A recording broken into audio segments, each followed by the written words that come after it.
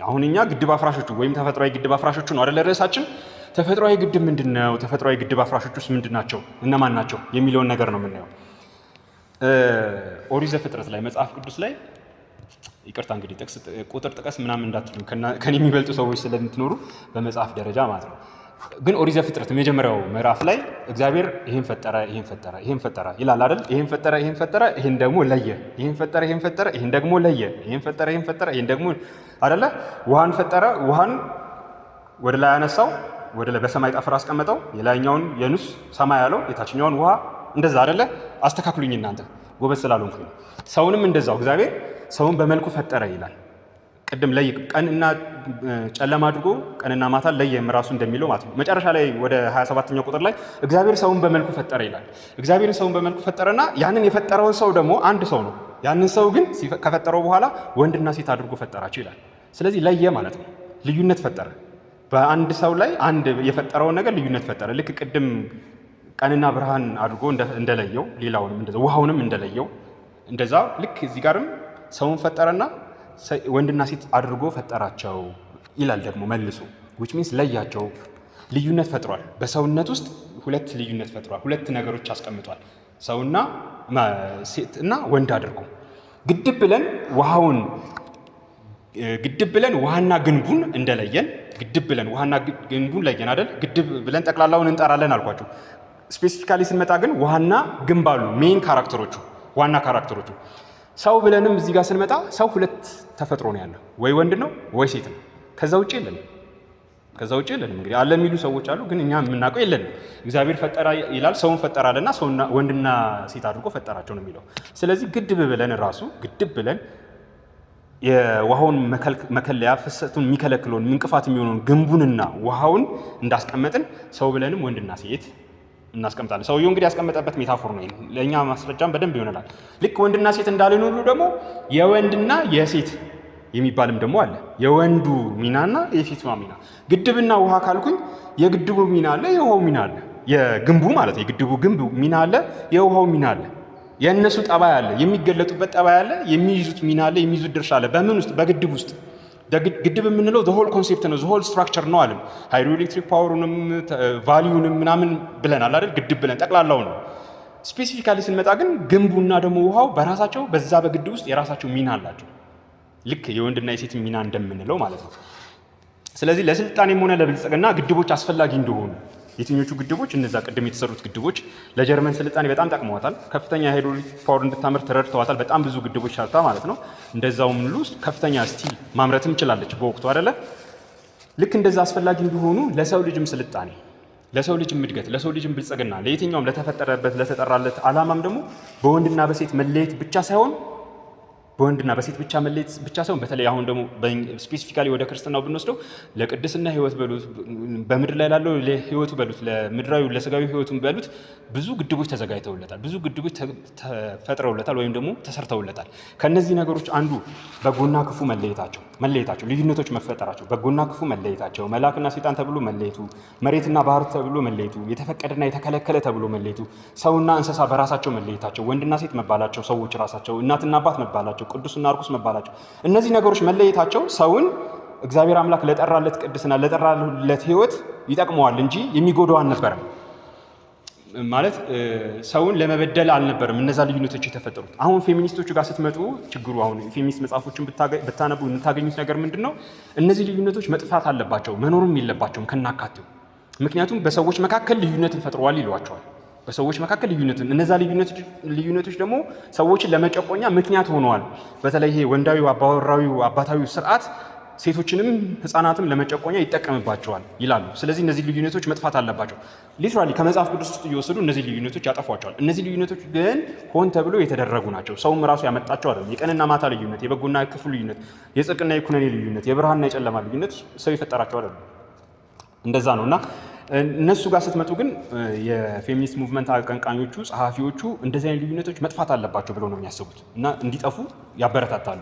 በወንድና በሴት የተገደበውን ሰውነት በወንድና በሴት ተገደበ። መጀመሪያ ሰው ተፈጠረ፣ ከዛ ወንድና ሴት ተደርጎ ደግሞ ተለየ አይደል? ስለዚህ በወንድና በሴት የተገደበውን ሰውነት በትዳር የተገነባውን ቤተሰብና ማህበረሰብ ይሄ ፌሚኒዝሙ ወይም የፌሚኒዝሙን ቦምብ ተጠቅሞ ማለት ነው። እንግዲህ ልክ ቀደም የግድብ አፍራሾቹን ቦምብ እንደተጠቀሙትና የጀርመን ግድብ እንደሰነጠቁት ማለት ነው።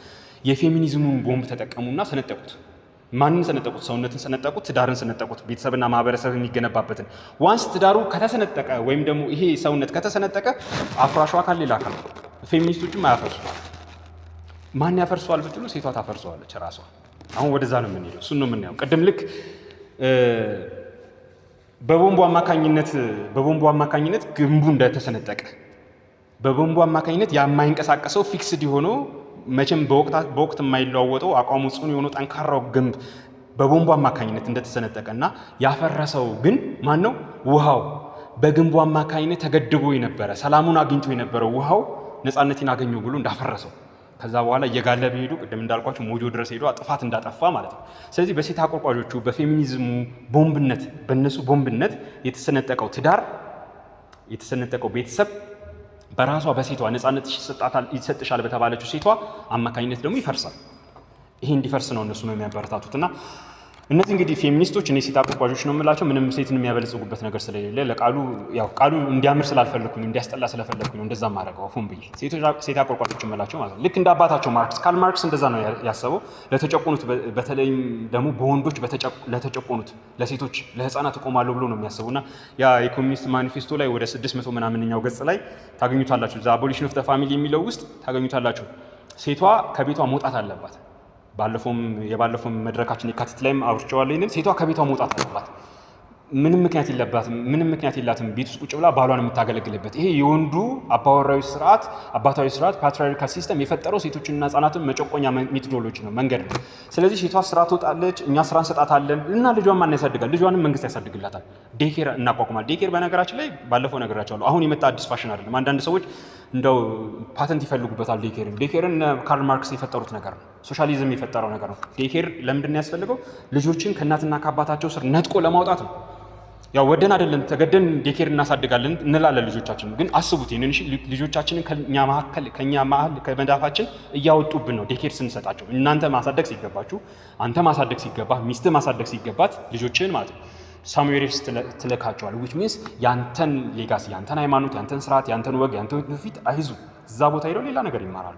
ይሄ ካርል ማርክስ አይዲዮሎጂ ነው እነሱ የፈጠሩት እና እነሱ ለተጨቆኑት ቆመናል ብለው ስለሚያስቡ በተለይ ደግሞ በወንድ ለተጨቆኑ ሴቶች ነፃነታቸው መስጠት አለብን ብለው ይህንን የልዩነት ግድግዳ እናፈርሰዋል። ምን የሚለውን የሴትና የወንድ የሚባለውን ወንድ እንደ ግድቡ ግንብ ጠንካራ፣ ጽኑ፣ ኃይለኛ፣ ጀግና በሆነው ተፈጥሮ ይሄ ተፈጥሯችን ነው። የምትጠራጠሩ ካላችሁ ሌላ ጊዜ አጫወታችኋለሁ። ስለዚህ ግን ትጠራጠራላችሁ ብዬ አላስብም። ወንድ እንደ ግድቡ ግንብ ጠንካራ፣ ጽኑ፣ ኃይለኛ፣ ጀግና በሆነው ተፈጥሮ እንደ ውሃው እንደ ግድቡ ውሃ ሞገደኛ፣ ስሜታዊ፣ ደካማ፣ ፈሪ የሆነችውን ሴት በትዳር ግድቡ ይጠብቅበታል። እንግዲህ ሴትም ሞገደኛ አይደለችም፣ ስሜታዊ አይደለችም፣ ደካማ አይደለችም፣ ፈሪ አይደለችም ካላችሁኝ ደግሞ እሱንም ሌላ ጊዜ አጫወታችኋለሁ። ግን እንደዛ ነው ሴት ልጅ አይደለ? ስለዚህ የግድቡ ግንብ ያን ሞገደኛ ውሃ በዛ በጠንካራ ስትራክቸሩ እንደያዘ ሁሉ በእኔና በእናንተ ጠንካራ ተፈጥሮ አባታችን በሰጠን ጠንካራ ተፈጥሮ ነበረ የሴቷ ሞገደኝነት፣ ስሜታዊነት፣ ደካማ ባህሪ፣ ፈሪነቷ ተጠብቆ የሚኖረው። ግን ቅድም እንዳልኳችሁ የእኩልነቱ ቦምብ መጣ። ፌሚኒስቶች የሚለቁት የእኩልነት ቦምብ መጣ። ነፃነቷ ይታወጅ ተባለ። ነፃነቷ ይታወጅ ተብሎ አንተ እውነትም ነፃነቷን ልስጣት ብለህ ስታስብ ስንጥቁ ተጀመረ ማለት ነው። ያን ጊዜ ማፍረሱ አይደለም ስንጥቁ ተጀመረ ማለት ነው። ወንዱ ስልጣን አለው። ልክ ግድቡ ቅድም ስልጣን እንዳለው ግድቡ ስልጣን አለው ብያቸዋለሁ። ስልጣኑ የሚያስፈራ ግርማ ሞገሱ ስልጣኑ ከከፍታው የተነሳ የሚመጣ ነው። ስልጣን ኦቶሪቲ ከፍታን ያመለክታል ብያቸዋለሁ። ወንዱ ስልጣን አለው። ስልጣኑም ከመሪ ራስነቱ የተነሳ ስለ አባወራነት ስናወራ በተደጋጋሚ አውርተናል አይደል? ራስነትን ትወክላለች። ስልጣኑ ከመሪ ራስነቱ የተነሳ የተሰጠው ነው። የሰጠው ደግሞ አጋንንት አይደለም፣ አባቱን የሰጠው። እናም ደግሞ እሱን ስለሚወደው እሷን ስለሚጠላት ደግሞም አይደለም። ይሄ መጽሐፋዊ ቃል ነው አይደለ? እርሷ ይህንን ስትሽር ይህንን የእሱን መሪ ራስነት የአንተን መሪ ራስነት ሴቷ አልቀበልም ስትል ግድብ ትዳሩ ይሰነጠቃል። ግድብ ትዳሩ ይፈርሳል። ይህን ስትሽር እሱም ሆነ እርሷ ዘራቸው ይጠፋል። ይህን ስልጣኑን ስትሽር የግድቡን ከፍታ ስልጣኑን አልፎ በላዩ ላይ የሚመጣ ውሃ ቅድምን ብያቸዋለሁ፣ ከግድቡ ስር ነው የሚፈሰው። ፏፏቴ ሆኑ እንደዚህ እንደ ፏፏቴ ከግድቡ ስር ይፈርስና ግድቡ የተመሰረተበትን መሬት አፈር ሸርሽሮ ራሱ ግንቡን ያፈርሰዋል። the same thing works here ወንዱ ስልጣን አለው። ስልጣኑ ከመሪ ራስነቱ አባቱ የሰጠው ነው። እርሷ ይሄንን ስልጣኑን አልቀበልም፣ ያንተን የባልነት ስልጣን የመሪነት ስልጣን አልቀበልም ብላ አሻፈረኝ ባለች ቁጥር ይሄ ግድብ እየፈረሰ ነው። ይሄ ግንብ እየፈረሰ ዋንስ ይሄ ግንብ ከፈረሰና ውሃው ከወጣ በኋላ ዘራችሁ ይጠፋል። ኢትስ ኦብቪየስሊ ትሩ፣ ዘራችሁ ይጠፋል። በትዳር ወንዱ ቤቱን ቅጥ የሚያስይዝበት ስርዓት አለው። በትዳሩ ወንዱ ቤቱን ቅጥ የሚያስይዝበት ስርዓት አለው። ይህ ስርዓቱ ሲፈርስ አይደለም አንዷ ከእናንተ ስርዓት ውስጥ አንዷ ኮምፕሮማይዝ የምታደርጓት ከሆነ እየተሰነጠቀች እየተመዘዘች የምትወጣ ከሆነ ሌላ ሁሉ አብሮ የተሰራ ነው፣ አብሮ የተሰናሰለ ነው፣ አብሮ የተገመደ ነው። ሌላ ሁሉ ይፈርሳል። እንደ ሹራብ ክር በሉት ስርዓታችሁ ማለት ነው። ስርዓታችሁን አስባችሁ አቀዳችሁ የምትዘረጉት እናንተ ናችሁ። በእያንዳንዱ ቀን ወይም በእያንዳንዱ ዓመት በእያንዳንዱ ወር ስርዓታችሁን ኮምፕሮማይዝ እያደረጋችሁ ስትሄዱ ለጊዜው የፍቅር ሰው ናችሁ ትባላላችሁ። ካይንድ ኦፍ መንፈሳዊ ናችሁ፣ ዘመናዊ ናችሁ ልትባሉ ትችላላችሁ። ግን አይደለም። ቤታችሁ እየፈረሰ ነው፣ እየተሰነጠቀ ነው። ይሄ እየሆነ ያለ ነው አሁን በእኛ ዘመን በእኛ ትውልድ ላይ ማለት ነው። ወንዱ አቋም አለው፣ ልክ እንደ ግድቡ አቋም። በአቋሙ ቢጸና ከእርሷ ለሚነሱት የስሜት ወጀቦች ማረፊያ ይሆናል። ግድቡ ጠንካራ አቋም ስላለው፣ የማይናወጥ አቋም ስላለው፣ ወቅት ተሻጋሪ ስለሆነ ያ ግድብ በመኖሩ የተነሳ ንፋስ እያነሳ ከሱ ጋር የሚያላትማት ውሃዋን ያቆያታል፣ ያስቀምጣታል፣ አትሄድም። እሱ ስለጸና ዛሬ እንደዛ መጽናት አልቻለም ወንዱ እንደ አለንጋ እንደ አርጩሜ እንደዚህ መወዛወዙ የፍቅር መለኪያ አድርጎ ይቆጥረዋል። ግን አይደለም። አንተ ጠንካራ በሆንክ ቁጥርና የእሷ ስሜት እየተመጣ እየተጋጨ መልሶ እርፍ ሲል ሲያሳርፋት ነው። እንደ ባህር ዳር አካባቢ እንደ ቢች ዳር እንዳለ አካባቢ ውሃ ኤቭሪ ናይን ዜን ውሃው እየመጣ ሞገድ እያመጣ ከአድማሱ ድንጋይ የአድማስ ድንጋይ ይባላል። እዛ አካባቢ ያሉ ድንጋዮች በጣም ጠንካራዎች ናቸው። ከነሱ ጋር ይላተማል። ድንጋዩ መቼም አይንቀሳቀስም፣ የትም አይንቀሳቀስም። ውሃው ግን ተላትሞ ተመልሶ እዛው ከማቆሪያው ይገባል። ድንጋዩ ባይቀመጥ ኖሮ ድንጋዩ የሚንቀሳቀስ ቢሆን ኖሮ ውሃው እዛ አይቀመጥም፣ እንደወጣ ይቀር ነበረ። እንደዛ አድርጋችሁ አስቡት የእናንተን ጥንካሬና አቋምነት። ወንዱ ጠንካራ ነው። ይህም ጥንካሬው ለአቋሙ፣ ለስርዓቱ፣ ለስልጣኔው ተፈጻሚነት ከፍተኛ ሚና ይጫወታል።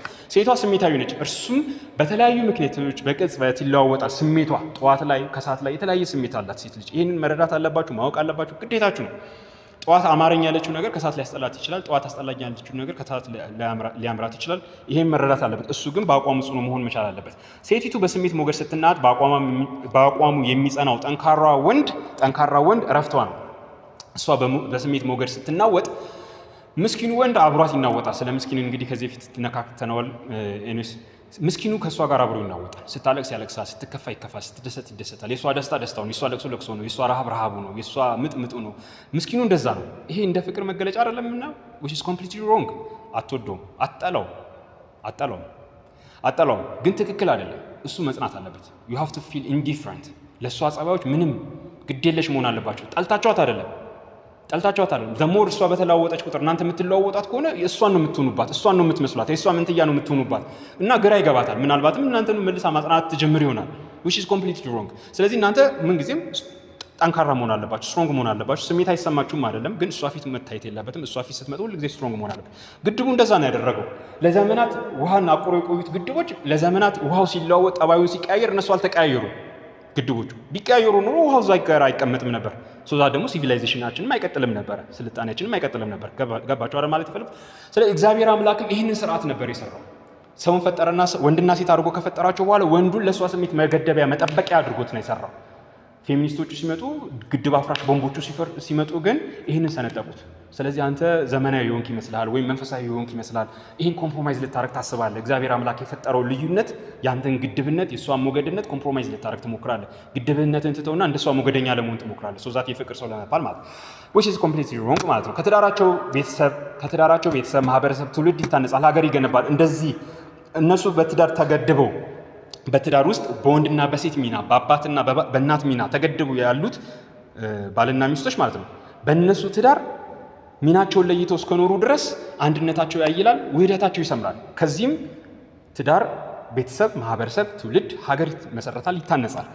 ይህንን የሚያውቅ ጠላት ግን ይህ እንደሚሆን የሚያውቅ ጠላት የአባታችንን ዕቅድ የሚያውቅ ጠላት ይህንን የሚያውቅ ጠላት ልዩነታቸውን በጽድቅ ስም ገደባቸውንም በነፃነት ስም ያፈርሳል። ቀድሜ እንደነገርኳቸው ቅድም የሳልኩትን ግድብ ትዳር ለማፍረስ ግንቡን በጥይት ደብድቦ ማፍረስ አይጠበቅም። ግንቡ መሰንጠቅ ብቻ ነበር አይደል የሚያስፈልገው። ዋንስ ግንቡ ከተሰነጠቀ ማን አፈረሰው አልኳቸው? ውሃው አፈረሰው። እነዛ ሳይንቲስቶች ይህንን ያውቃሉ። ያ ከፍተኛ ሜትር ኪዩብ ውሃ ከዛው ፈንቅሎ ወጥቶ ግንቡን አፍርሶ አካባቢውን በብዙ ኪሎ ሜትሮች ርቆ ድራሽ አባቱን ለማጥፋት የሚፈልገው የግድቡን መሰንጠቅ ብቻ ነበር። ስለዚህ ውሃ ሆዬ ምንድን ነበር ጸሎቷ ማለት እባካችሁ ግንቡን ሰንጥቁልኝ ብቻ ነበር። ከዛን ይጨርሰዋል። ግንቡን አንድ የሰነጠቁለት ከዛ ገንፍል ወጣ፣ የራሱን ግንቡን አፍርሶ ወጣ። ስለዚህ ግድቡን ትዳርን ለማፍረስ ግንቡን ወንድ መደብደብ አያስፈልግም። ግንቡን ወንድ መግደል አያስፈልግም። ግንቡን ወንድ እናንተን እኔን ማለት ነው በእኩልነት ስም ሰንጠቅ ሸርተት ማድረግ ብቻ ነበር የሚፈለገው። አሁን እንደዛ እየሆነ ነው። እናንተም እንደዛ እየሆናችሁ ነው። አስተውሉት። ይህንን ካደረጉት ሌላ የውጭዋ አይደለችም፣ የራሱ ሚስት አቅፏ የምትተኛው ሚስቱ ራሱ ታፈርሰዋለች ትዳሩ። ሚስታችሁን ጠልቻት አይደለም የምናገራችሁ፣ ተፈጥሯን ተረዱት። አጉል ያልሆነችውን ማንነት ከእሷ የበለጠ ከአባታችሁ የበለጠ አቅላታለሁ አትበሉ። ራሳችሁን ወቁት። ምዕራባውያን ከሰሩ እንደዛ ቅድም ነግሬያቸዋለሁ። አሁን ላይ ምንም ማድረግ ወደማንችልበት ደረጃ ነው የከሰርነው ነው የሚለው። ኪሳራችን መመለስ ወደማንችልበት ደረጃ ነው ሰውየው የሚለው ደራሲው የሚለው። ትዳር ቤተሰቡን በተለይም ሴቷን ገድቦ የያዛት አባወራዊው ስርዓት ለማፍረስ ማርክስ እንዳለው እንግዲህ ከነፃነቷን ታውጅ እሱ አባወራዊ ስርዓት ጨቁኗታል ተብሎ ለሴቷ በነፃነት ስም ሰርታ ትግባ ተብሎ ወጣች። ዋንስ እሷ ከወጣች ከቤቷ ከወጣች በኋላ ትዳሯ፣ ቤተሰቧ፣ ልጆቿ ሁሉ ከእጆቿ አመለጡ ወይም ከትዳሩ አመለጡ፣ ከአባትየውም እጅ አመለጡ፣ ከማህበረሰቡ አመለጡ። ለምን? ነፃነት የተባለው ነፃነት አይደለም። ነፃነቷን ታገኝ ተብሎ የተነገራት ነፃነት አልነበረም። ኢት ዋዝ ካማፍላዥ። ባለፈው ከመጣችሁ የነበራችሁ ልጆች ስለ ካማፍላዥ ነግራችኋለሁ አይደል? ካማፍላዥ ነው፣ ማስመሰያ ነው። የወታደር ፊልም ለማስታወስ ትዝ ይላችሁ ከሆነ ባለፈው ያሳየኋችሁ ፊልም ላይ ባለፈው ፕሬዘንቴሽን ላይ የወታደር ፊልሞች ላይ አይታችሁ ከሆነ ይሄ ዛፍ ቅጠል ምናምን ለባብሰው ውትድርና ሲሄዱ አይታችኋል። ሬንጀር ለብሰው እንደገና ደግሞ ዛፍና ቅጠላቸው ላይ ለባብሰው። ስለዚህ ጠላት ሳያቸው ወይም አውሮፕላን ካዩ ወዲያው ይሰበሰቡና ይቀመጣሉ። ቁጥቋጦ ይመስላሉ። እናንተም ልትመታችሁ ታስቡና ቁጥቋጦ ነው ሰው ብላችሁ ታልፏቸዋላችሁ። ያ ካማፍላዥ ይባላል፣ ማሳሳቻ ማለት ነው። ይህም ነፃነት ተብሎ የመጣልን ለሴቶቻችን፣ ለእህቶቻችን፣ ለእናቶቻችን፣ ለሚስቶቻችን የተሰጣቸው ስሙ ይምሰል እንጂ ሲጠሩት አላፊ አፍጥ ነፃነት ይባል እንጂ ነፃነት አይደለም። ኢት ዋዝ ካማፍላዥ፣ የጠላት ማጥፊያ ቦምቡ ነበረ። ተረድታችኋል? ይሄ ካማፍላዣቸው ነበርና ይህ በነፃነት ስም ግንብ ወንድነቱን ጥሶ የወጣው ውሃ ሴትነቷ ሌሎቹን አጥፍቷል። አስቡት፣ ግንብ ተሰነጠቀ። ዋንስ ግንቡን ስንጥቅ አግኝቶ ነፃነት አገኘውኝ ብሎ የወጣው ውሃ ሴትነቷ ብዙ ነገሮችን አበላሸ። ሴቶቹ ዋንስ ከቤት ከወጡ በኋላ ተመልሶ ቤት ማን ነው የሚገባው? እስቲ አስቡት እናንተ ከቤት ውስጥ ፈቅዳችሁላት ስራ እንድትሰራ እንድትወጣ አድርጋችኋት ከእናንተ እኩል ማስትሬትና ዶክትሬት ሰርታ ከእናንተ እኩል 10,000ና 100,000 አግኝታ ከእናንተ እኩል መኪናና ቤት ገዝታ ዲዩቲንግ ተመልሳ መጣ። በቃ እንዳውም ስራው ደብሮኛልና ከአንተ ጋር ቁጭ ብዬ እቤት ቁጭ ብዬ ልጆች ላሳድግ። በጣም ከባድ ነው ለሴት ልጅ። አትችልም። ተረት አለ። አሁንም ሴትን ጥላቻ አይደለም። እኔ ሴት ልጆች አባት ነኝ። 3 ልጆች አሉኝ። 2 ሴቶች ናቸው። ምንም ከሴት ጥላቻ አይደለም። የሴትና የዶሮ ተረት ምን ነበር? የሴትና የዶሮ ተረት። ዶሮ ከወጣች ጫካ አትመለስም የሚል ተረት አለ አይደል? ቀሽሞች ከኔ ባሳችሁ ቀሽሞች። እንደዛ ተረት አለ። ሴትና ዶሮ ከወጡ አይመለሱም ይባላል። ሴትና ዶሮ ከወጡ አይመለሱም ይባላል። አይኖ ሚስቶቻችሁ እንደምትወዷቸው፣ እህቶቻችሁ፣ እናቶቻችሁ እንደምትወዷቸው አውቃለሁ። ግን እነዚህ ተረቶች ውስጥ እምቅ መልእክቶች አሉ። አትቸኩሉ ለመፍረድ። አባቶቻችን አምባገነን ስለሆኑ ነው፣ ፊውዳል ስራ ስለነበሩ ነው። ፋክት አለ። ሴት ልጅ አንድ ጊዜ አሁን እንዳልኳችሁ ከቤታችሁ ፈቅዳችሁላት ወጥታ ማስትሬትና ዶክትሬት ሰርታ 100,000ና 200,000 ተከፍሏት መኪና ተሰጥቷት ከሀገር ውስጥ ለስልጠና ለምናምን እየተሽከረከረች ያንን ትታ ቤት ውስጥ መታ እንደገና ተመልሳ ልጅ ወልዳ አታሳድግም። ተፈጥሮ ያንን አይፈቅድላትም። ዋንስ ያንን ካየች በኋላ ዳውንግሬድ ማድረግ ነው ለእሷ የሚመስላት ማለት ነው። ስለዚህ መጀመሪያ ነበር ጥንቃቄ። ካርል ማርክስ ያደረገው በቃ ቀላል ነገር ያደረገው በጣም ቀላል ነው። እንዲህ አንተ ሚስትን አትወዳትም? ወጥታ እንድትማር አትፈልግም ትባላለህ። እውነትም ስታስቡ ከሄኖክ ሚስት ለይታት ከሱ ሚስት ለይታት እንዴት ታስቀራታለህ? ስለዚህ ወጥታ ትማር። ወጥታ ከተማረች ደግሞ እንዴ ሃይ ስኩል ብቻ እንዴት ተማረች? ኮሌጅ መማር የለባትም? ወደ ወላቡ ልከህ ዶክተሬት አስተምራት። ወደ ወላቡ ሄዳ ዩኒቨርሲቲ ትማር። ወደ ወላቡ ሄዳ ዩኒቨርሲቲ ስትማር በአንተ ቁጥጥር ስር ነች አይደለችም? ነፃነቷን ታው እስከ 17 ዓመቷ የታባሽ የትወጣሽ የትገባሽ ስትላት የነበረ ሴት ሱቅ ስትላቅ ማታምናት የነበረ ሴት ዛሬ ወደ ወላቡ ዩኒቨርሲቲ ምን እንደምትሰራ አታውቅም። ክላስ ትግባ አታውቅም። ግን ሰው አስብ እስቲ እስከዚህ ድረስ ተታለናል። አስተውሉት። እውነቴን ነው የምላችሁ። እህቶች ካሏችሁ አስቡላችሁ ስለነዛ ልጆች። የታባሽ የቆየሽው የምትላት እህትህን ነገ መቀሌ ዩኒቨርሲቲ ደረሳት ብለህ መቀሌ ዩኒቨርሲቲ ትልካታለህ። ምን እንደምታረግ አታውቅም። ደውለህ ልትከታተላት ነው አይደለም? አትችልም። ስለዚህ ነፃነቱ ያመጣብንን ነገር ነው። አሁን ይሄን ስላችሁ ቤት ሄዳችሁ ዩኒቨርሲቲ የምትሄድ እህታችሁን አስቀሯት ልላችሁ አይደል። ግን አስቡት በጋራ ወደፊት የምንሰራቸው በጣም ብዙ የቤት ስራዎች አሉ። ዋንስ ይሄ ነገር ከመጣ በኋላ ታዲያ እንግሊዝ ቤተክርስቲያን ውስጥ ይሄ ነገር ከገባ በኋላ እንግሊዝ ሀገር ውስጥ ይሄ ነገር ከገባ በኋላ እንግሊዝ በነገራችን ላይ የካርል ማርክስ በጣም ተጠቂ ነች አሁንም ድረስ ማለት ነው። ካፒታሊስት ሀገር እንዳትመሰላችሁ ሶሻሊስት ነች። ኦልሞስት የሚና መዛባቱ መጣ። የወንድና የሴት ሚና የለም። በቃ ዳይፐር ቀይር ተባባላል። እኔም አሁን አግብቻ 10 ዓመት ቆይቻለሁ በትዳሬ። የመጀመሪያ ምስኪን የነበርኩባቸው 3 ዓመታት 4 ዓመታት ላይ ዳይፐር ስንቀይር ነበር፣ ልጅ ስንጠብቅ ነበር። ምክንያቱም እሷም ደክሟት ትመጣለች፣ እኔ ደግሞ ምግብ መስራት ሆቢ ነበር፣ ምግብ እሰራለሁ። ኦልሞስት አብዛኛው የቤቱን ምግብ ስራ እኔ እሰራ ነበር። ላይክ ሙሉ በሙሉ የሚና መዛባት ነበር ሙሉ በሙሉ። ከዛ ምን ይመጣል? ፍቺ፣ ዲቃላ መጎተቱ፣ የትውልድ ስነ ስርዓት ማጣቱ፣ ጋጣ ወጥነቱ፣ መረን መውጣቱ፣ ትውልድ እየመጣ ያለው ትውልድ ጋብቻ መጥላቱ። ወንድሞቻችሁን እያቸው ማግባት የሚፈልጉ ምን ያክሎች ናቸው? ሴቶቹን እያቸው ጠይቋቸው፣ ማግባት የሚፈልጉ ምን ያክሎች ናቸው? አብዛኞቹ አይፈልጉም። ሴሰኝነት ወንዱ ጀብድ ይመስለዋል ሴት መተኛት። አሁን ከደቂቃ በፊት አንድ ሴት ተኛ፣ ከ15 ደቂቃ በኋላ ሌላ ሴት፣ ከ15 ደቂቃ በኋላ ሌላ ሴት ሲተኛ ጀብድ ይመስለዋል። ቀበቶ ላይ የሚጻፍ የጀብድ ማዕረግ ምናምን ይመስለዋል። ሴሰኝነት ማለት ነው። ይሄ በደንብ ትልልቅ ኮርፖሬት ካምፓኒዎች ላይም የተለመደ ነገር ነው። ለምሳሌ ውርጃን እንደዛ ኮመን መሆኑ፣ የውርጃ ኮመን፣ ግብረ ሰዶማዊነቱ፣ የጾታ ግራ ገብነቱ፣ እነዚህ እንግዲህ እየተንጋጉ መጡ። መጨረሻቸው ምን ሆነ መሰላችሁ? መጨረሻቸው ይሄ ተፈጥሯዊ እውነት እየተካደ እነዚህ ግድቦች እየፈረሱ ሲመጡ አመፀኝነቱ መጣ። ማን ላይ መሰላችሁ የሚታመፀው? ከምንም በላይ ለጊዜው አባታዊ ስርዓት ላይ አባወራዊ ስርዓት ላይ ወንዱ ላይ ይመስላል። መጨረሻው ኢንድ ሪዛልቱ ግን አባታችን ላይ ነው አመፁ የሚመጣው። አባታችን ላይ ነው አመፁ የሚመጣው። እንግዲህ ይህን ነገር አስተውላችሁ አዳምጡት። አባታችን ላይ ነው አመፁ። ለጊዜው ስታዩት አባታዊ ስርዓት ላይ ነው አመፁ የሚመጣው። በ1940ዎቹ 50 እና 60ዎቹ አካባቢ በተለይ 40ዎቹ መጨረሻ 50 እና 60ዎቹ አልነበርኩም። የታሪኩን ነገር ነው የማስታውሰው። እና እኛም ሀገር ለውጥ ሲጀምረን እንደዛ ነበር ያደረገን። ትልልቆቹን ፊውዳል ስርዓቱን መጥራት ተጀመረ። አባቶቻችን ሼባው ሲሉ ትዝ ይለኛል። አባታቸው ከነሱ ነው የተጀመረው። በእኛ ጊዜ አይደለም። ሼባው ይላሉ አባቶቻቸው። ሼባው ከንጉሱ ጀምሮ ንጉሱም ሼባው ይባላሉ። እነዛ ሰዎችም ደግሞ አባቶቻቸውን ሼባው ይላሉ። በቃ ያ ነገር በጣም ተኮኑ ነበር። አባታዊ ስትራክቸር ፓትሪያርካል የሆነ ነገር በጣም ተኮኑ ነበር። ስልጣኔ አይደለም ያመጣው፣ ካርል ማርክስ ነው ያመጣው። የማርክስ አይዲዮሎጂ እየመጣ ስለነበር ነው በወቅቱ። ያው እኛም ሀገር ኢህአፓን፣ ህወሓትን፣ ሌሎችንም ታውቋቸዋላችሁ። ግራ ዘመሞች ናቸው እነሱ፣ ማርክሳዊ ናቸውና ይህን ነገር አመጡ። በወቅቱ ከፍተኛ ጥላቻ ንጉሱም ላይ ሆነ አባት የተባለው ነገር ላይ ተጀመረ። ከዛ ጊዜ ጀምሮ አሁንም ድረስ አለ ያ በሽታ። የዚህ መጨረሻ ምንድነው ስትሉት፣ የዚህ መጨረሻ አልቲሜትሊ የሁሉም አባት የሆነውን እግዚአብሔር አባታችን መጥላት ነው። ይሄ አሁን እንግሊዛውያን ጋር ሆኗል። እግዚአብሔር አምላክን ለመቀበል በጣም ተቸግረው ረጅም ዓመት ቆይቷል። ትንሽ ከጥቂት ወራት በፊት ማንሰራራት እየጀመሩ ነው መከራቸውን ሲያዩ። እኛም ወደዛ ነው የምንሄደው ነው እንግዲህ። አሁን ጥቃቱ ወደ ቤተክርስቲያን ከመጣ በቃ ምንም መመለሻ የለም። ምክንያቱም እውነትን ልትናገር እውነትን ልታስተምር ያላት ቤተክርስቲያን ነበረች መሆን የነበረባት አይደል? የእውነት ጠበቃ መሆን የነበረባት፣ እውነትን የምትመሰክር እውነተኛው መስራቹ ያለበት ቦታ ነበረች እሷ። ግን እሷ ከተጠቃች፣ እሷ በእንደዚህ አይነት መርዝ ከተጠቃች፣ ወይም እሷ የምላችሁ እዛ ውስጥ ያለው ተቋምና ሊቃውንቶቹ ከተጠቁ ትውልዱ ምን መትረፍ ያለው? እንግሊዝ እንደዛ ነው የከሰረችው። ሊቃውንቶቿ በዛ ቀድመው ከሰሩ፣ በዛ ተመረዙ። ስለዚህ እዛ ቤተክርስቲያን ውስጥ ምን ተጀመረ? በሰባዎቹ አካባቢ ሴቶች ካህናት መሾም ጀመሩ። እንደ ቀልድ ነው የተጀመረው። በቃ እንደ ቀላል ማንም ትኩረት አላደረጉ። ዋንስ ሴቶቹ ካህናት ሲሾሙ ምን ተጀመረ? ሁሉም ነገር ኮምፕሮማይዝ መደረግ ተጀመረ። ግብረ ሰዶማዊ የለ፣ ጾታ መቀየር የለ፣ አገልጋይ ይሄ ይሁን ያ ይሁን ይሄ ከልከል የሚባል ነገር የለም። ምንም የተከለከለ ነገር መኖር የለበት። ቅድም ነግሬያቸዋለሁ። ልዩነቶች፣ የተከለከለ ያልተከለከለ፣ የቀን የማታ የሚባሉ ነገሮች፣ እነዛ ነገሮች የሉም። በቃ ሴት ልጅ ሁሉን አቃፊ፣ ለሁሉ ተስማሚ ነች። እናት በተለይ ተብሎ የሚሳል ስዕል አለ። እኛ ሀገርም የሚደሰኩሩት ነገር አለ እንደዛ ነገር ነው። ስለዚህ በወቅቱ ስነ መለኮት የተማሩት የእንግሊዝ ሴቶች ናቸው። እኛም ሀገር አሁን ስነ መለኮት ትምህርት ቤት አለ። 2 ትምህርት ቤቶች አሉ ከተማችን ላይ ካልተሳሳትኩ፣ ስላሴና ጴጥሮስ። ከከተማ ውጭ ደግሞ ሌሎችም ይኖራሉ። ከተሳሳትኩ አርሙ። እዛ የሚማሩ ሴቶች አሉ፣ አይማሩ አይደለም። ግን ችግሩ ምን ተፈጠረ መሰላችሁ? እነዚህ ሴቶች እዛ ቲዮሎጂ ተምረው የተማሩትን ትምህርት የተረዳነውን ያሉትን መጽሐፍ ሲጀምሩ፣ የተለያዩ መጽሐፍ ሲጀምሩ ከዛ እነሱ ከሚፈልጉት ሴታዊ አውድ ጋር ኮምፕሮማይዝ ማድረግ ጀመሩ።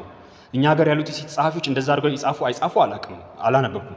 በእርግጥ አንድ ጸሐፊ አለች፣ ለምሳሌ ስለ ሴቶች ቅዱሳን ሴቶች ብላ የጻፈች ሴት አለች፣ የቴዎሎጂ ተመራቂ ካልተሳሳትኩ። ግን ጽሁፏ ይዘቱ ምናምን አላውቅም። ኤኒዌይስ ግን ምንድነው እዛ ስነ መለኮት ትምህርት ቤት የተማሩ ሴቶች ሞር ፌሚኒስት ናቸውና ወደዛ ያደላሉና ወደዛ ያደላ ጽሁፍ መጻፍ ጀመሩ። በነገራችን ላይ የቴዎሎጂ ተማሪም አለች፣ ማቃት ልጅ እንደውም ማቃት ልጅ አለች። ጽሁፍ መጽሐፍ ባጽፍም ፕሬዘንቴሽኖቹ ታቀርባለች ከነ ሮሚና ስትራቲ ጋር አለች። ስለዚህ ምን አደረጉ መሰላችሁ? አሁን እንግሊዞቹ ጋር ስንመጣ የእንግሊዞቹን ነው ሳምፕል እየወሰድን እንደ ምሳሌ እየወሰድን ያለ ነው። ትማሩበታላችሁ፣ ሌላ ሰውም ተነግሩበታላችሁ ብዬ አስባለሁ። በዳይ የሚባሉ አቢዩሲቭ የተባሉ ቃላት እንዲወጡ ተደረገ ከቅዱሳት መጻሕፍት ወይም ደግሞ ቅዱሳት መጻሕፍትን ተመርኩዞ የሚተረጎሙ ስራዎች ላይ እንደዚህ አይነት በዳይ ቃላቶች እንዲወጡ ልዩነት የሚፈጥሩ ቀድሜ ነግሬያቸዋለሁ። ልዩነት ቀን ነው የምን ማታና ብርሃን ብሎ መለየት ነው። ይሄ ጥሩ አይደለም። ይሄ ወንዳዊ ስርዓት ያመጣው ነገር ነው። መጽሐፍ ቅዱስ ላይ ያለው ያው ቀስ ብሎ ይመጣል። ምክንያቱም አባትም ያንን ያጻፈው አምላክም ራሱ ጾታው ይሄ ነው ባይባልም ግን በወንድ አንቀጽ ነው የሚጠራው አይደለ? ስለዚህ ምን ተፈለገ? ምን ተባለ? ሰይጣን የሚባለውን ነገር በጽሁፎቻችሁ ስታስቀምጡት ወይም ደግሞ አውደ ምሕረት ላይ ቆማችሁ ስታስተምሩት፣ እንግዲህ ቤተክርስቲያን ስለሆነ እንደዛ ልናገረው፣ አውደ ምሕረት ላይ ቆማችሁ ስታስተምሩት ሰይጣን የሚባለውን ነገር ጠቋር አድርጋችሁ አትሳሉት። ለምን እንደዛ የምታደርጉት? አይተኸዋል አንተ ሰይጣን ጥቁር ነው አይተኸው ታውቃለህ? ታዲያ ያላየው እንዴት ጥቁር ታደርገዋለህ? ሰይጣን ጥቁር ነው ያለው ማለት ሰይጣንን ጥቁር አድርገህ በመሳልህ እኮ ጥቁሮችን ትበድላለህ።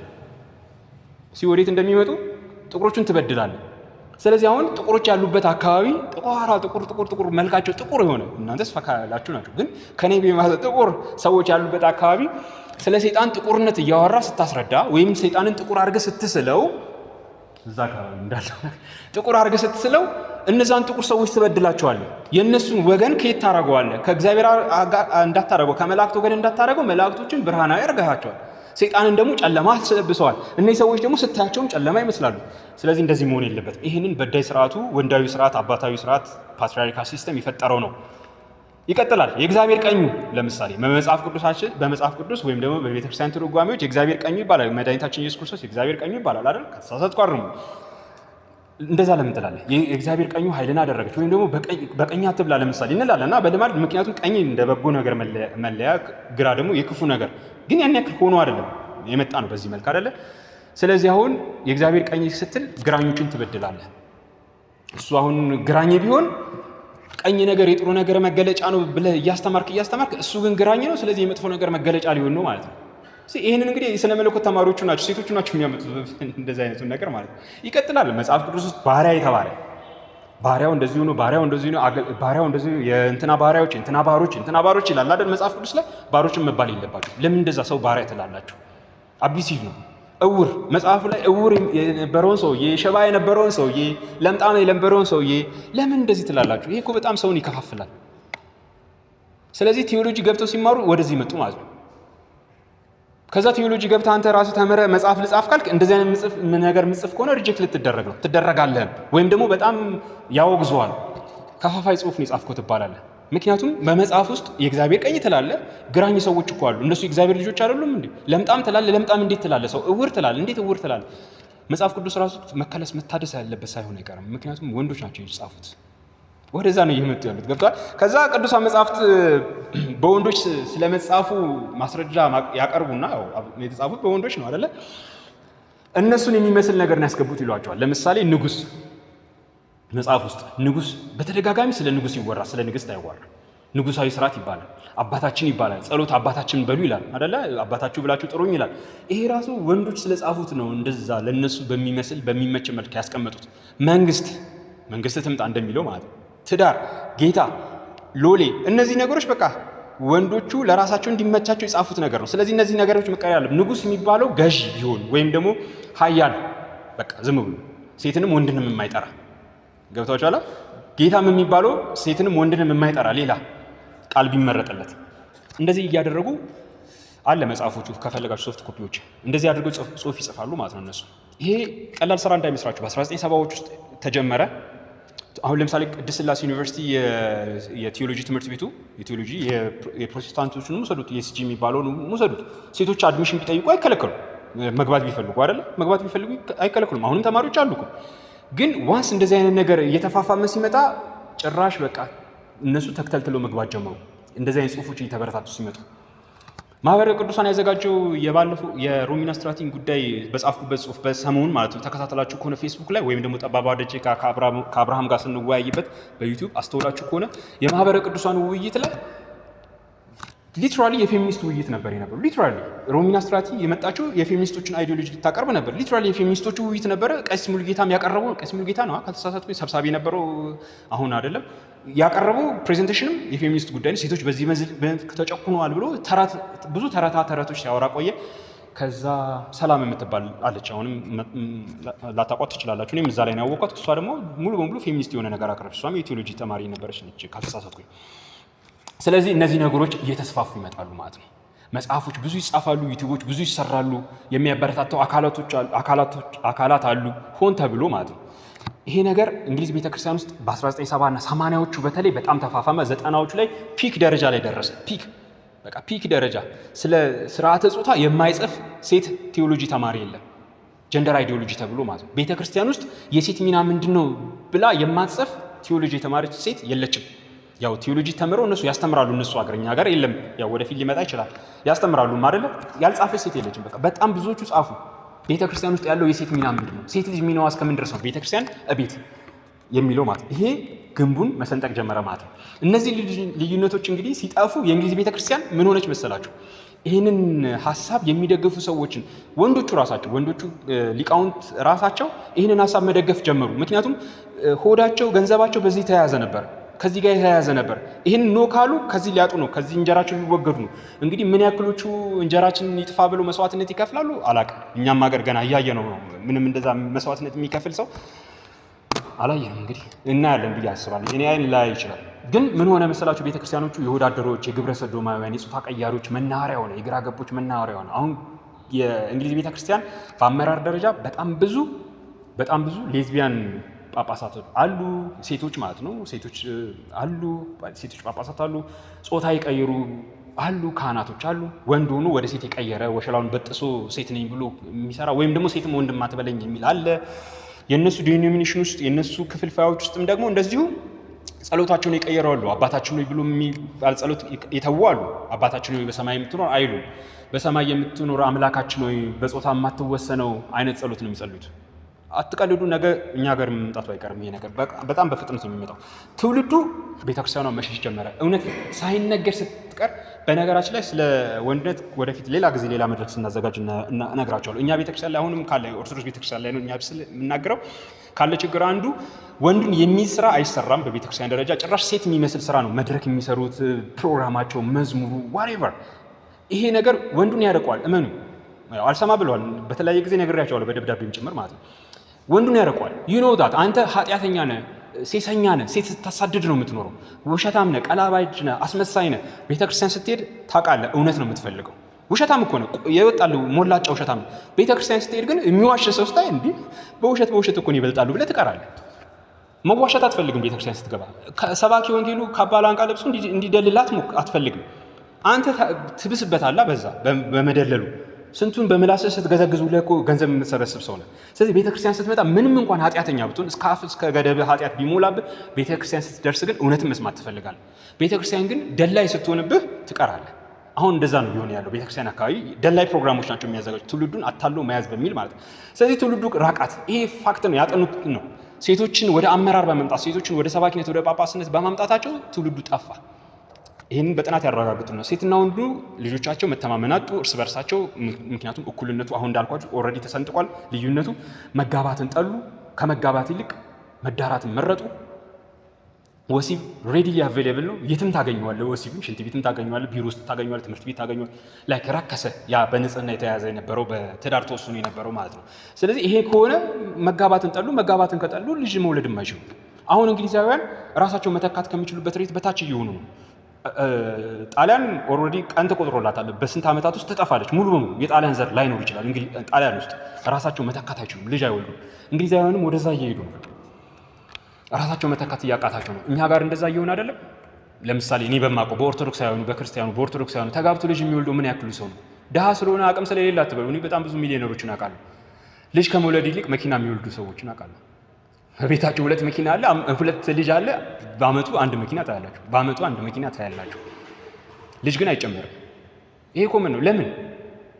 እንዴት ነው የተማርነው? ያንን የእግዚአብሔርን ቃል እውነትን የተማርንበት መንገድ አላውቅም። እንግዲህ ይሄ ጥናት ይፈልጋል። እኛ ጋር ነው እንግዲህ ይህን እንዳመጣላችሁ የፈለጉት። ይህ እኛ ጋር እየመጣ ነው። የሴትና የወንድ የለም ተብሎ ባለፉት መድረክ ላይ ተናግሬያለሁ።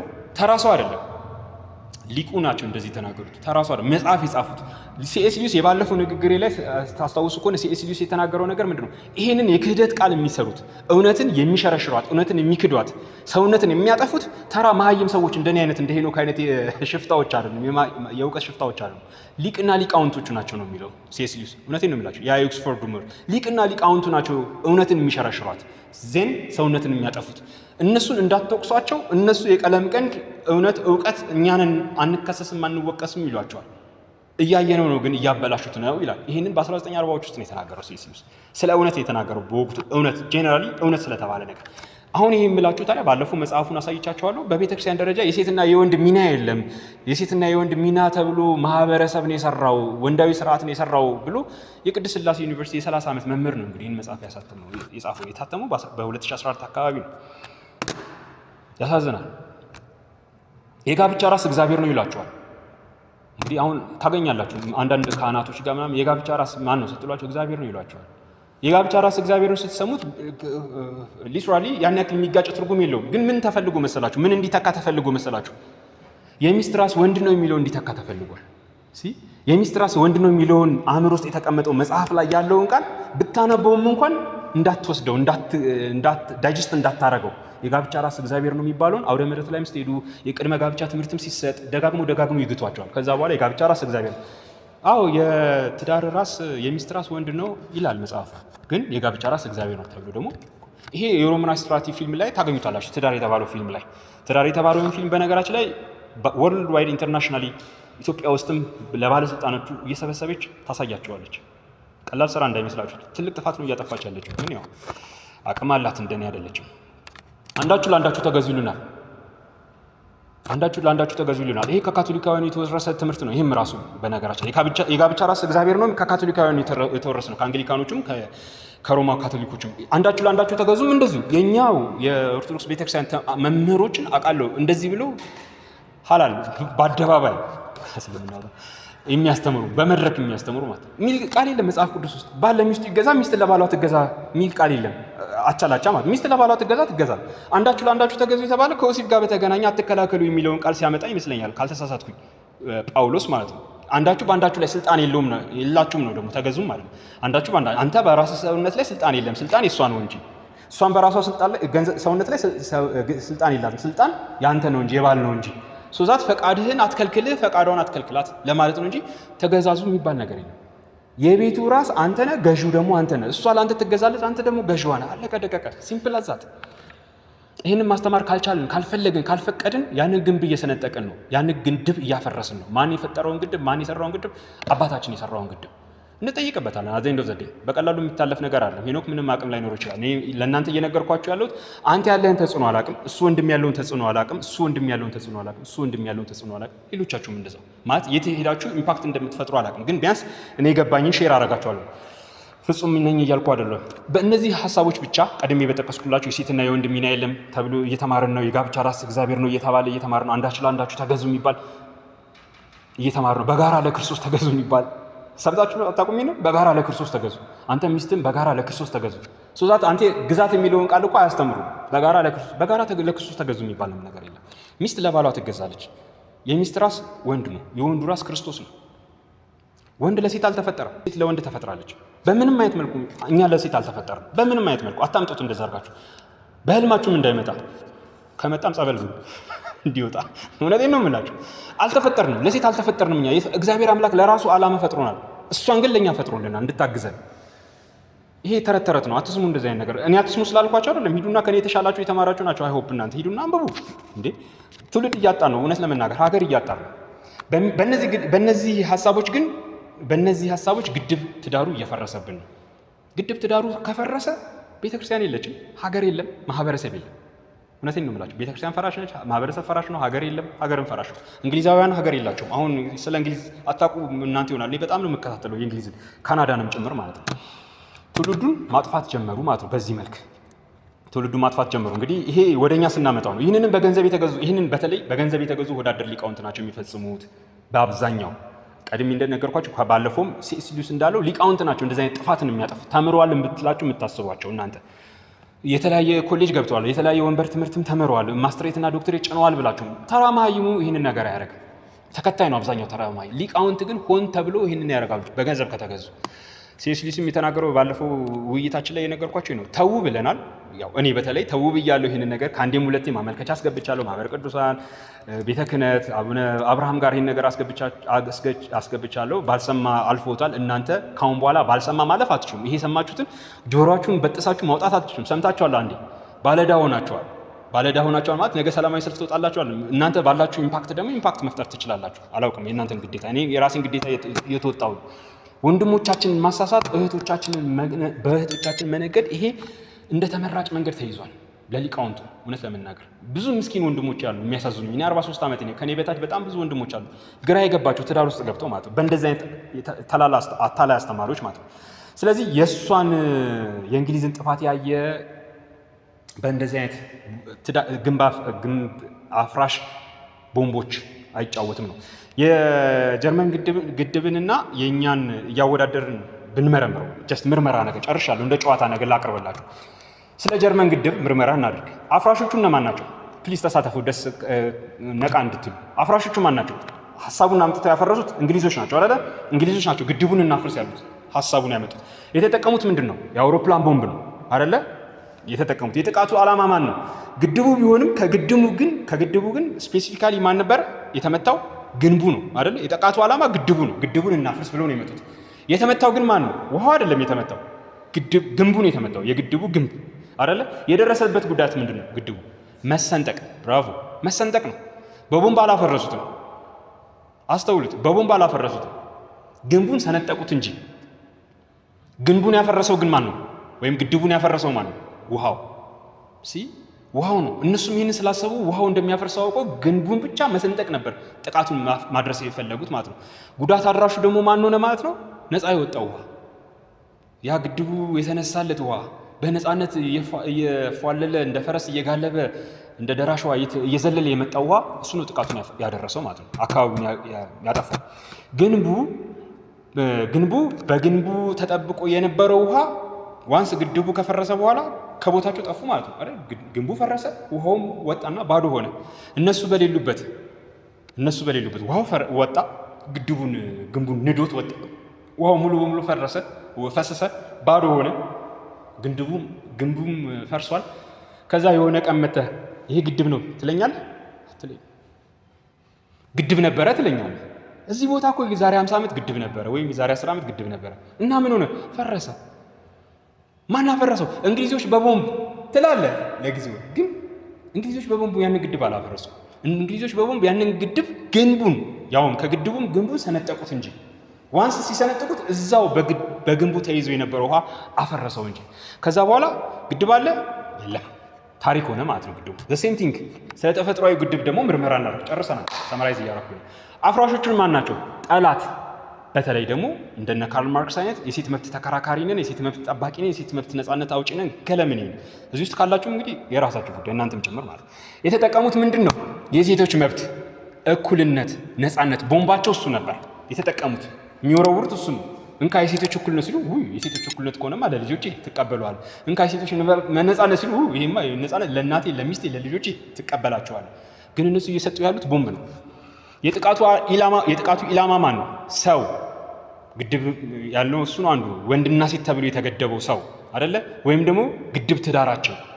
የጥቃቱ ዓላማ ግድብ ትዳራችን ነው። ዋንስ ግድብ ትዳራችን፣ ሀገር፣ ቤተክርስቲያን፣ ማህበረሰብ መገንቢያ ጡባችን ከፈረሰ በኋላ ምን ሰውነት አለን እኛ? ስለዚህ የጥቃቱ ዓላማ እሱ ነበረ። ሰው፣ ወንድና ሴቱ፣ ግድብ ትዳሩ ነበር የጥቃቱ ኢላማ። የተመታው ማን ነው? በቀጥታ ወንዱ።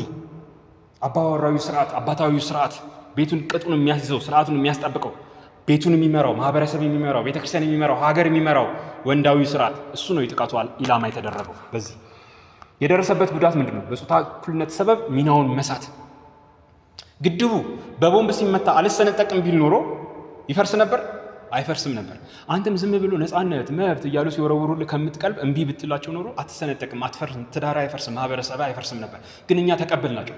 ከአፄው ስርዓት ወዲህ፣ ከአፄ ስርዓት ጀምሮ ከዛ ወዲህ ባለው ስርዓት ሁሉ አሁን ማን ነው ስለ ሴት መብት? እንደውም ገንዘብ ማግኛ እኮ ነው። ኤንጂኦ እየተከፈተ የሴቶች መብት ማለት ገንዘብ ማግኛ እኮ ነው። እንደው ሀብታም የሚኮንበት ነው። እንኳን አንኳክተው መተው ሰጥተውክ ማለት ነው። ወንዱ ዛሬ እኮ ኤንጂኦ ይከፍታል። የሴቶች መብት እኩልነት ምናምን ብሎ እሱ ሆዱ ሊሞላበት ነው። በእርግጥ ግን ማህበረሰብ እያፈረሰበት እንደሆነ ማንም አላወቀም። ስለዚህ ይሄ የደረሰብን ጉዳት ነው። ግድቡ ትዳርን እያፈረሰ ያለው ማን ነው? ሴቷ ነች። ነፃነት ተሰጥቶሻል ስለተባለች ማህበረሰቡ ላይ ጉዳት አድራሹ ማን ነው? ራሷ ሴቷ፣ ነፃ የወጣችው ሴት። አሁን ነፃ የወጡት ሴቶች በቴሌቪዥን ውስጥ ይዋቸው። እውነቴን ነው የምላችሁ። ይሄ ዝም ብሎ መፎጋገር ምናምን አይደለም። እውነት በሚስትነታቸው ደረታቸውን ነፍተው ለባላቸው ተገዝተው ታዘው የሚመሰክሩ ሴቶች አሉ? የሉም። እንደውም አርያ ተደርጎ የሚቀርቡት ያለ አባት 4 ልጆች ያሳደገች በደጅም በቤትም እመቤት የሆነ ጠንካራ ሴት ተብሎ ነው የሚቀርብልን። ስለዚህ ማህበረሰብ እየፈረሰ ነው በአደባባይ ማለት ነው። በፊት ለፊት የደረሰው ጉዳት ምንድን ነው? በጣም መጠነ ሰፊ ጉዳት ነው። ልጆች ከአባታቸው እየተለዩ ነው። አሁን እኔ እንዳልኳቸው የዛሬ 4 ዓመት ከልጆቼ እናት ጋር ተለያየ። ትዳራችን ፈረሰ። ተጎዳ? ልጆቼ ተጎዱ በጣም። አብረን በጣም ብዙ ስራ መስራት የምንችለው ነገር አይዞሽ ያሏት ፌሚኒስት ሴታ ሴት የሆኑ ወንዶች አሉ። እንደ ጓደኛ ወዳጅ መስሎን የቀረቡ ነው። ቤታችን ይበሉ ይጠጡ ያፈርሱታል። እኔ ሰነፍ ነበርኩኝ፣ እኔ ሰነፍ አልነበርኩም፣ ፍጹም ነበርኩኝ እያልኳቸው አይደለም። የራሴ ስህተት እንዳለው ነው። ስለዚህ መጠነ ሰፊ ጉዳት ደረሰ። ዋንስ ነፃነቷ ከታወጀ በኋላ ውርጃ ቀላሉ ነው። ዛሬ ትልልቆቹ ሴቶች አይደሉም። እውነቴን ነው የምላችሁ። ሃይ ስኩል ብትሄዱ የሚያስወርዱ ልጆች በጣም ኮመን እየሆኑ ነው። የወሊድ መከላከያ የሚወስዱ ሴቶች በጣም ኮመን እየሆኑ ነው። 17-18 ዓመት እህቶቻችሁን ቼክ ታደርጓቸዋላችሁ ማለት ገልጣችሁ ምናምን ሌላ ነገር ቼክ ማድረግ አይደለም፣ ትነጋገራላችሁ ማለት ነው። ይህንን ነገር እንደሚያደርጉና እንደማያደርጉ ገብቷችኋል። የወሊድ መከላከያ ይወስዳሉ ገና በ15 በ16 የማህፀን በር ይከላከላል፣ ካንሰር ይከላከላል እያሉ ይግቷቸዋል። የተለያየ መድኃኒት እያደጉ ሲመጡ ትዳር አያስቡም፣ ማግባት አያስቡም። ቢያገቡም ለፍቺ ቅርብ ናቸው። በቃ ለፍቺ ቅርብ ናቸው፣ ቅርብ ወራጅ ናቸው ማለት ነው። ውንብድናው፣ ግብረ ሰዶማዊነቱ እንደዛ። ወንዱ በወንዱ የተጠበቀችው ሴታ ዋንስ ከቦታቸው በእንደዚህ አይነት ግድብ አፍራሽ ቦምብ ከቦታቸው ከጠፉ በኋላ ልክ እንደ ግድቡ ውሃ ማለት ነው። ግድቡ ከፈረሰ ውሃው ከፈሰሰ በኋላ ግድብ የለም እንደምንለው፣ ግድብ አለ እንደማንለው፣ ግድብ የለም እንደምንለው በወንዱ የተጠበቀችው ሴቷ ከቦታቸው ከጠፉ ከፈሰሱ በኋላ እነሱ ከቦታቸው ከሌሉ በኋላ ግድብ ትዳሩ አለ ማለት ይቻላል? ትዳር ከሌለ በትዳር ተገድቦ ወሲብ ካልተፈጸመ በትዳር ተገድቦ በወንድና በሴት ሚና ተለይቶ ትውልድ ዘር ካልቀጠለ ማህበረሰብ አይገኝም፣ ቤተሰብ አይገኝም፣ ማህበረሰብ አይገኝም፣ ሀገርም አትገኝም። አሁን እንዳልኳችሁ እነ ካናዳ እነ እንግሊዝ እንደዛ ነው፣ ጠፍተዋል። ሰው አይሸትም። እንስሳ ማለት አንችልም፣ ከእንስሳ ብሰዋል። አንድ ልጅ ተወልዶ ወሸላውን ቆርጦ ሴት መሆን እፈልጋለሁ ካለ፣ አንድ ሴት ተወልዳ ጡቷን በጥሳ ወንድ መሆን እፈልጋለሁ ካለች እንስሶች እኮ አያደርጉም እንደዚህ አይደል? ከእንስሳ መባስ ነው። ይህንን ነው የምነግራችሁና ይህ ሰውዬ ጨረሰው። አሁን ያው እኔ የጨማመርኩበት ነው። ምን ይላል መሰላችሁ? በጣም በሚቆጭ ሁኔታ ለእናንተም እንድትቆጩበት ነው የምነግራችሁ። I must confess ይላል። I must confess I was an accomplice to this operation and considered myself a feminist። እኔም መናዘዝ እፈልጋለሁ። በዚህ አጋጣሚ ጽሁፉን ጽፎ በጨረሰ በኋላ መናዘዝ እፈልጋለሁ። በዚህ ጉዳይ ላይ የራሴን ኑዛዜ ማቅረብ እፈልጋለሁ። ምንድነው? ለዚህ ጥፋት ተባባሪ ነበርኩኝ። ትላንትና ራሴን እንደ ፌሚኒስት ቆጥር ነበረ። አጉል የሴቶች መብት ተሟጋጅ ለነሱ መብት ቋሚ አርጌ ራሴ እንደ ፌሚኒስት ቆጥር ነበረ። የዚህ ጥፋት ተባባሪ ነበርኩ ይላል። until the dam was blown up ግድቡ እስኪፈርስ ድረስ and I saw the catastrophic destruction but then it was too late። ግድቡ እስኪፈርስ ድረስ ትዳር ግድቡ የወንድና የሴት የለም ብለን እግዚአብሔር አባታችን የሰራው ግድቡ እስኪፈርስ ድረስ እና ወንዶቻችን አይናቸው እያየ ወሸላቸውን ቆርጠው ሴት መሆን እንፈልጋለን ሲሉ አባቶቻቸው አይደለም ወንድ ነን ሲሉ እና ምን አገባ ተብሎ እስር ቤት ሲገባ አባትየው እንግሊዝ ሀገር ውስጥ እንግዲህ ይህንን እስካይ ድረስ ይሄ ከሆነ በኋላ ግን ቢገባኝስ ምን ያደርጋል? ምን አለ? it was too late። ሀገሬን መታደግ አልችልም፣ ልጆቼን መታደግ አልችልም፣ ወገኖቼን መታደግ አልችልም፣ ቤተ ክርስቲያንን ከምንም በላይ መታደግ አልችልም። መጠገን እስከማትችልበት ደረጃ ነው ፍርስርሷ የወጣው ይላል የእንግሊዝና አንግሊካን ቤተክርስቲያን። The ideological goal of third wave feminism was not equality of men and women. It was the overthrow of God of the Bible. የሴቶችና የወንዶች እኩልነት አይደለም። የሶስተኛው ፌሚኒዝም ንቅናቄ ዌቭ የሚባለው አይደለም። ዓላማው የመጽሐፍ ቅዱስን እግዚአብሔር አባታችንን የአብርሃምን፣ የይስሐቅን፣ የያዕቆብ አምላክ የተባሉን አባታችንን እሱን ኦቨርትሮ ማድረግ ነው። ከማህበረሰቡ ጭንቅላት ውስጥ እንዲወጣ ማድረግ ነው። አባት የሚባለው ነገር እንዲጠላ ማድረግ ነው ዓላማው። and the destruction of the traditional family የተለመደውን እናትና አባት ባልና ሚስት ኢንቮልቭ የሚያደርገውን ቤተሰብ ማፍረስ ነበር። ኢንስቴድ ግን አሁን ትላንትና አንድ ልጅ ከእንግሊዝ ደውሎልኝ ነበር፣ አባወራ ተከታታይ ማለት ነው። የእህቱ ልጅ ትምህርት ቤት ሄዳለች። ትምህርት ቤት ተምራ መታ ላይ የዛሬ 2 ወር የኔ ጽሁፎች በጣም ነክተውት ነው ውስጡንና ምን አባቴ ይሻለኛል ብሎ ማለት ብዙ የእህት ወንድም ልጆች አሉትና ቲኔጅ ከ18 ከ20 ጀምሮ በታች ድረስ ማለት ትምህርት ቤት ሄዳ ዳድ ጓደኛዬ የሴት ጓደኛ ሴት ነች፣ እቺም ጓደኛዋም ሴት ነች እና ጓደኛዬ 2 እናት አላት አለችኝ። እንዴት ነው 2 እናት እኮ አላት፣ እኔ 1 እናት ነው ያለኝ አለችኝ። ምን አባት ይሻለኛል አለ። ለንደን ነው የሚለው። አስቡት።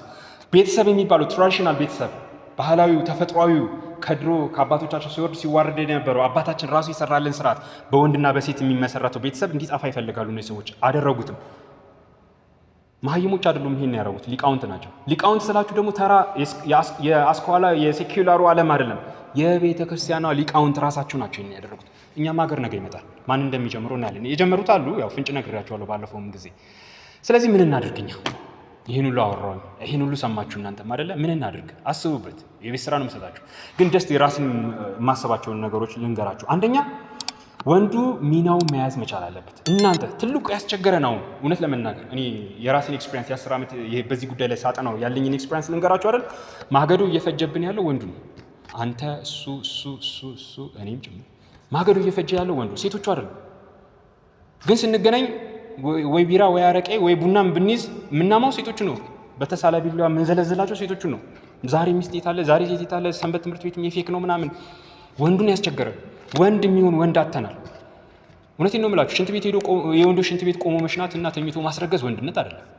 ያው ወንድነት ነው፣ ግን እንደ ወንድነት የምታወሩት ነገር አይደለም። ስለዚህ ወንዱ ሚናውን መያዝ አለበት። ወንዱ ሚናውን በሳተበት ሴቷ ቦታውን አትይዝም። ሞመንት አንተ የራስህን ሚና ስትይዝ እሷ ደግሞ የራሷን ሚና ትይዛለች አይደለ? እግር ኳስ ጨዋታ ሜዳ ውስጥ ገብተህ አጥቂና ተከላካዮቹ የራሳቸውን ሚና ከያዙ ነው ስኬቱ የሚመጣው አይደለ? ወይም ተቃራኒ ቡድኖች የራሳቸውን ጎል ክልል ሲጠብቁ ነው ስኬቱ የሚመጣው። መዘበራረቅ ሲመጣ አይመጣም። ስለዚህ እርሱን መወጫ መክሊቱን ወንድነቱን መወጫ መክሊቱን ማወቅ ያስፈልጋል፣ ማሳወቅ ያስፈልጋል። ማውራት አይደለም ማድረግ ያስፈልጋል። አሁን የቸገረን የሚያወራ ሰው እየበዛብን ነው። ይህንን እንዲወጣ ማስገደድ ያስፈልጋል። አባቶች ይህንን ማድረግ አለባቸው። መንፈሳዊ አባቶችም ሆነ ስጋዊ አባቶች አባትነቱን፣ ባልነቱን፣ ወንድነቱን፣ ራሱነቱን አውቆ እንዲተገብረው መደረግ አለበት። ተምሮት ማተሩ ተግባር። ሁለተኛ ስንጥቅስ ጥፋቶችን ማስወገድ ያስፈልጋል። ሚና መሳቱን ማቆም አለበት። ሚናህን ኮምፕሮማይዝ የምታደርግ ከሆነ ግንብ እየተሰነጠቀ ነው ማለት ነው። ቅድም ያልኳችሁ ግንብ እየሰነጠቀ ዋንስ እሷ አንተ ሚናህን ስንጠቃ ካሳያት ታፈርስላለች። ለምሳሌ ስልጣንህን ኮምፕሮማይዝ አድርገህ ኦቶሪቲን ዴሊጌት አደርጋታለሁ ካልክ ከዛ በኋላ ታፈርሷለች። ኦቶሪቲን ዴሊጌት አታደርግም። ያንተን ኦቶሪቲ ሪስፖንሲቢሊቲ ዴሊጌት ታደርጋለህ። ስለ ማኔጅመንት የምታስታውሱ ከሆነ ማለት ነው። ድሮ ነው የተማርኩት። ሪስፖንሲቢሊቲ ዴሊጌት ታደርጋለች። ኦቶሪቲ ግን ዴሊጌት አይደረግም። ኦቶሪቲ አንተን ነው የሚያስጠይቀህ። በቃ አለቀ። ዴሊጌት አደርጋለሁ ብትል አይመለከተኝም። ለአንተ ከሆነ የሰጠው አንተን ነው የምጠይቀው። አንተ እዛ ዴሊጌት ያደረግከውን ሰው ጠይቅ። ዴሊጌት እንድታደርግ አልሰጠህም ኦቶሪቲ። ተረስተኛ አባታችንም እንደዛ ነው። የራስነት የመሪነት ስልጣን የሰጠው ለአንተ ነው። ገብቶሃል? አንተ ካቃተህ እደግ ወደ መምራት፣ ወደ ራስነቱ፣ ወደ መሪነቱ። እኔ መምራት አልችልም፣ ምክንያቱም እሷ ማስትሬትና ዶክትሬት ይዛለች፣ በዛ ላይ ኮርፖሬት ካምፓኒ ትመራለች። ስለዚህ ትዳርን ብትመራ አይከብዳትም። እኔ ትዳሪ ሲፈርስ እንደዛ ብሎ የሸነገሉ ሰዎች ነበሩ። ያው ያሳዝናሉ፣ መሀይሞች ናቸው እና አልፈርድባቸውም። አልፈርድባቸውም። ኃላፊነት መውሰድን መለማመድ አለባቸው ወንዶች አለብን። ሰበበኛነት አያስፈልግም። እንደዚህ ሆኖ የእናቴ መቀነት አደናቅፎኝ ገለመኔ በዚህ ጋር ሸቅሽቆኝ አያስፈልግም። በቃ ኮፓፕ ማድረግ አለብን። ከዛ ነገር ከነ ድክመትህ ከነ ጉድለትህ ማድረግ መቻል አለብን። ቤትህን ለመምራት ማስትሬትና ዶክትሬት አያስፈልግም። ወንድ መሆን በቂ ነው። ወንድነት ውስጥ አንተ ውስጥ የተቀመጠ ጸጋ እሱን አውጣና ተጠቀምበት። እንዴት እንደሆነ እንግዲህ ማየት ነው። ስልጠናዎች አሉ በተለያየ ጊዜ የምናዘጋጀው። ማለቃቀስም አያስፈልግም። ጊዜው ነው፣ መንግስት ነው፣ የውጭ መንግስት። አሁን እኔ እያለቃቀስኩ አይደለም፣ እየጠቆምኳችሁ ነው። የራሴን ግዴታ እየተወጣሁ ነው። ማለቃቀስም አያስፈልግም። ዩቲዩብ ላይ ወጥቶ ማልቀስ አያስፈልግም። የግድብ ትዳሩን ተፈጥሮ ዓላማ፣ ጠባይ መረዳት ነው ሌላው። ልክ አሁን እንዳስቀመጥኩላችሁ የግድቡ ኮንሴፕት አለ አይደል? እዛ ውስጥ ያሉትን ነገሮች አውጥቶ እያንዳንዶቹን ፓርትስሎቹን አውጥቶ ለይቶ መረዳት ነው። እሱን ካልተረዳን አደጋው የቱ ጋር እንደሚደርስና መፍረሱ መቼ እንደሚፈጠር አናውቅም። እነዚህን ዓላማና ጠባዮች መረዳት ነው። ግድብ ትዳር ውስጥ ያሉትን ግድቡ ወንድንና ውሃዋን ሴቷን፣ ግንቡን ወንድና ሴቷን ሚና ማወቅ። ቅድም የግድቡን ነግሬያቸዋለሁ። ትልቁ ስራ ውሃውን ግድቡ መያዝ ነው እና ደግሞ ጠባይ ያለው በወቅት አይቀያየርም ብያቸዋለሁ። በሙቀት በቅዝቃዜ አይቀያየርም። ውሃው ግን ይቀያየራል ወቅታዊ። ይህንን መለየት መኖር ማስተማር ግድም ማለት እንግዲህ አምስተኛ የማስቀምጠው ነገር ተፈጥሯችን የሚቃወሙትን ማጋለጥ። ልክ ቅድም እንዳደረጉት የቤተ ክርስቲያን ሊቃውንት አሉ፣ የቴዎሎጂ መምህራን ሊቃውንት አሉ። ስሙን ብጠቅሰው አንተ በሱማ ትምጣብኝ ልትል ትችላለህ። የራሱ ጉዳይ አይመለከተኝም። ግን እየዋሸ ነው። ውሸቱን ያስተካከል። ገብቷል። ትዳሩን የማይመራ ከሆነ አስተምር ስለ ትዳር በቃ ዝም ብሎ ሌላ ነገር ያስተምር። የሚያስተምረው ነገር ጠፍቶ አይደለም። ግን ይሄን የሚሰሩ ሰዎች አሉ። በአፍጢማቸው የተደፉ ሊሆን ይችላል፣ በገንዘብ የተገዙ ሊሆን ይችላል። ያው በነፃ ስለፈልፏቸው እኔ በባዶ ለፈለኩት። ተፈጥሯችንን የሚቃወሙት እንደዚህ አይነትን ሰዎች ማጋለጥ፣ በህግ መጠየቅ የሚያስፈልግም ከሆነ በህግ መጠየቅ። እኔ አንድ ቀን በህግ ጠይቃቸዋለሁ ብዬ አስባለሁ። ጠበቃ የሚሆን ሰው ካለ በህግ ጠይቃቸዋለሁ። ሊትራሊ እውነቴን ነው። አስገብቻለሁ ደብዳቤ አልሰማ ብሏል። ነገ አንድ ነገር መፈጠሩ አይቀርም። ለእርሶ ደብዳቤ አስገብቻለሁ ብዬ መናገር አይቀርም። ህግ መቀየር ካለብን ህግ እንቀይራለን። ህግ ማንቀይርበት ምን ምክንያት አለ? ሰው አይደለ እንዴ ሰራው ህግ? ዝም ብሎ የፈረንሳይ ህግ እኮ ነው አምጥቶ በ83 ዓመተ ምህረት የተረጎሙልን የቤተሰብ አስተዳደር ምናምን የቤተሰብ ህግ ተብሎ የምታውቁት ከሆነ ታሪኩ ማለት በዛ ጊዜ የተተረጎመ ነው። ከዛ ፊት የነበረው የንጉሱ ጊዜ የነበረው ለማስተካከል ተብሎ በቃ ወንድ የቤተሰብ ራስ አይደለም ምናምን የሚባለው ያን ጊዜ ነው ማስተካከል የተፈጠረልን። ስለዚህ ህግ መቀየርም ካለብን ህግ እንቀይራለን። ህግ አንቀይርም ብለው ነፃነት መብት አለን በድምጽ ብልጫ ሁሉም ነገር ይሁንልን ብለው ነው እንግሊዞቹ ይኸው ልጆቻችን ያጡት፣ ትውልድ ያጡት፣ ሀገር ያጡት፣ ቤተክርስቲያን ያጡት።